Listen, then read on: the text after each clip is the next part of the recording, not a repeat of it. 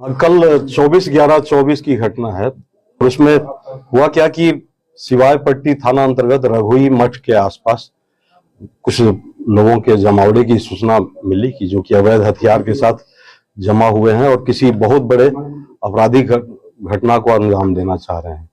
ये सूचना पर वरीय पुलिस अधीक्षक के निर्देशन में और मेरे अनुश्रवण में सिवायपट्टी थानाध्यक्ष मनमोहन और मोहम्मद अब्दुल्ला, इन दोनों के नेतृत्व में एक आनंद फानंद में एक टीम का गठन किया गया, जिसमें और भी मीनापुर से भी हेल्प लिया गया।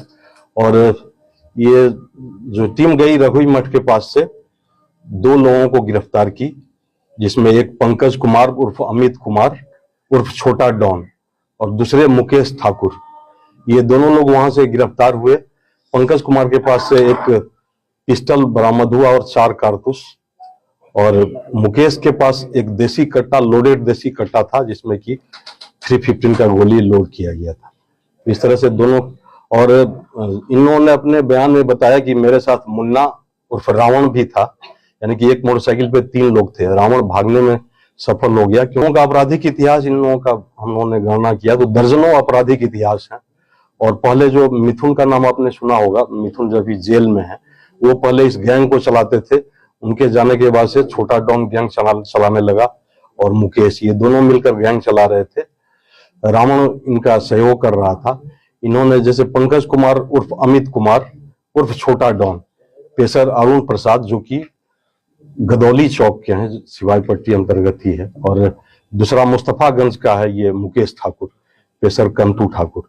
ये दोनों ही सातिर अपराधी हैं। और हम लोगों ने जो गणना की अब तक इन पर दर्जनों कांड है। और देखने वाली बात है कि सारे कांड आर्म्स एक्ट के 302 के 307 के हैं।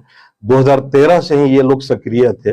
और पंकज कुमार उर्फ अमित कुमार पर अब तक 3 केस का हम लोग 3 केस हम लोग प्राप्त कर चुके हैं।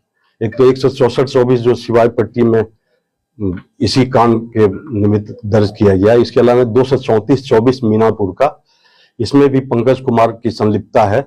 और उन्होंने बताया कि शीला मौसी और विजय मौसा के कहने पर इन्होंने उस घटना को अंजाम दिया था। और ये बहुत ही फुलवरिया चौक पे, फुलवरिया गांव में फुलवरिया चौक पे इन्होंने गोली मारा था। और ये मुकेश ठाकुर, इन पर भी दर्जनों कांड हैं, जिसमें कि शुरुआत करते हैं 2013 से। 386 2013 अहियापुर का कांड है। और इसके अलावा 8 कांड मीनापुर का, 289 13, इसके अलावा 251 17, फिर 288 17, ये सारा मीनापुर का है और सब आर्म्स एक्ट का है। फिर 471 18 और 510 19, 443 2020, 443 2020 में हत्या कांड हुआ था, तो अलग से 443 हत्या का केस हुआ था। और 444 2020 मीनापुर में ही आर्म्स एक्ट का केस दर्ज हुआ था। इसके अलावा 398 22, जो कि इसमें ये लोग आर्म्स भी रखे हुए थे और शराब का खेप दूसरे जगह खपा रहे थे। और हम लोगों के साथ एक दुर्भाग्य है कि रावण हम लोगों के हाथों से बच गया।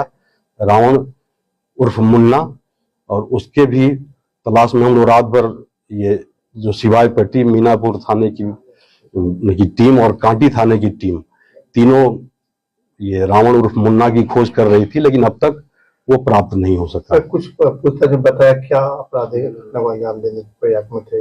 ये किसी लूट की, जैसे कि लूट इनका पेशा है। ये जो वो आपको बताया 2013 अहियापुर का केस 386 13 वो लूट का था, जिसमें 10 लाख रुपए की लूट हुई थी।